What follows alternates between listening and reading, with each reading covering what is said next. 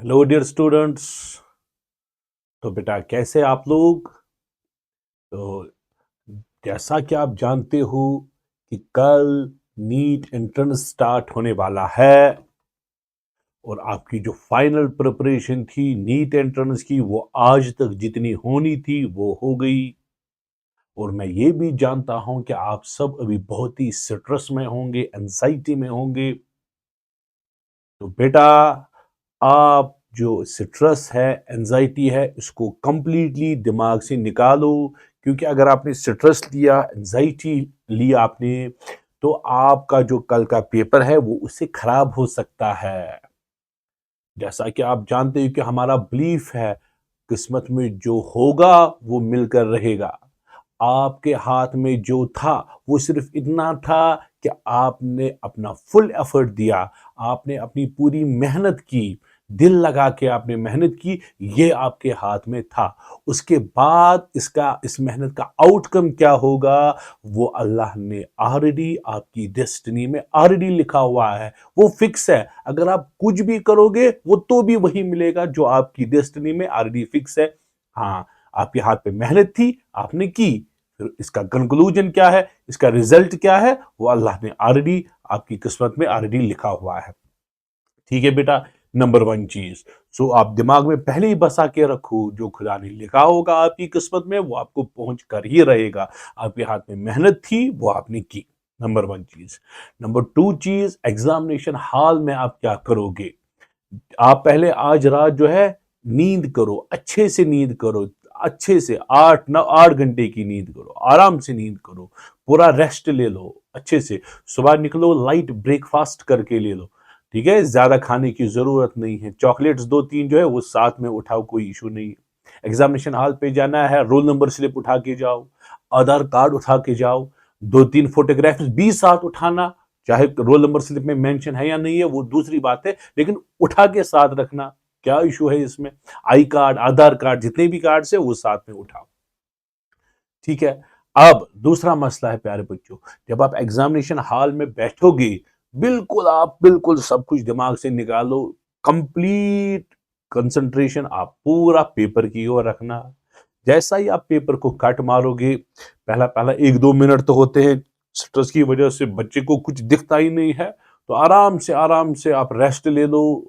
बड़े cool minded होके rest ले लो। आप पहले ये समझो कि पेपर जो होता है वो हर साल आसान होता है। कुछ ही क्वेश्चन होते हैं जो कि डिसाइडिंग क्वेश्चन होते हैं। ठीक है। अब जब आप पेपर देखोगे, आप बोलोगे सर हमें करना क्या है।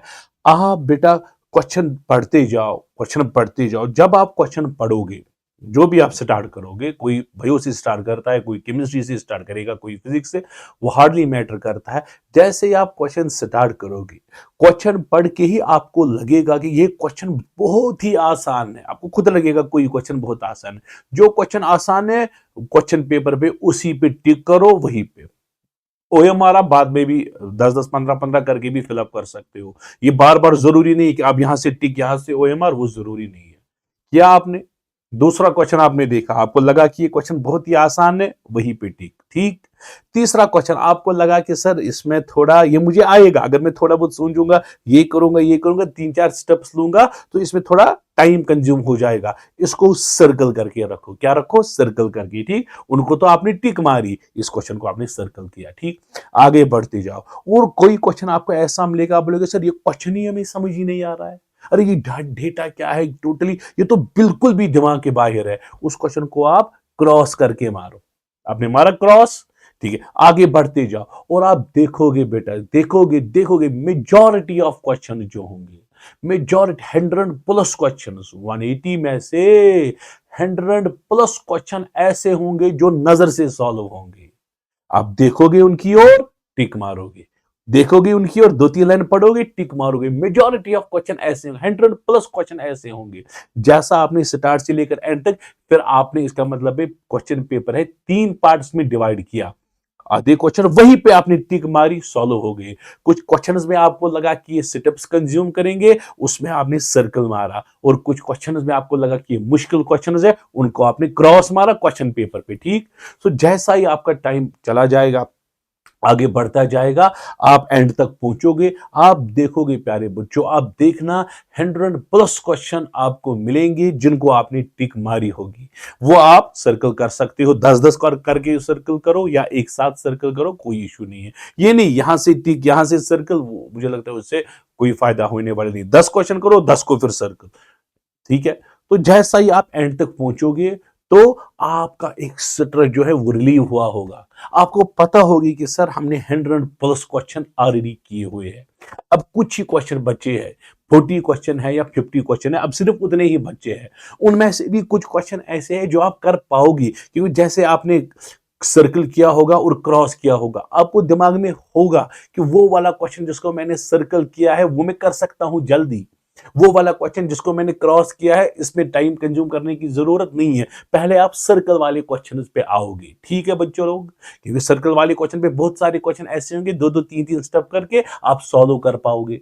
ठीक है, और उसके बाद अगर टाइम बच गया फिर आप उन क्वेश्चंस की ओर जाओगे जिनको आपने क्रॉस किया है। अगर नहीं टाइम मिला कोई इशू नहीं है, आपने तो उतने क्वेश्चन किए, एक तो 100+ क्वेश्चन टिक वाले जो आपने नजर से किए, अब सर्कल वाले भी लगभग 40-50 क्वेश्चन बचते थे, उसमें से 20-25 क्वेश्चन ऐसे थे जिनको आपने सर्कल किया, वो आपने सॉल्व किए, और लास्ट में क्रॉस वाले क्वेश्चन जो आपको डिफिकल्ट लगे, मे बी टाइम आया करोगे, नहीं टाइम आया कोई नहीं, आपको तो भी लगभग 150 क्वेश्चन तक आप पहुंच सकते हो।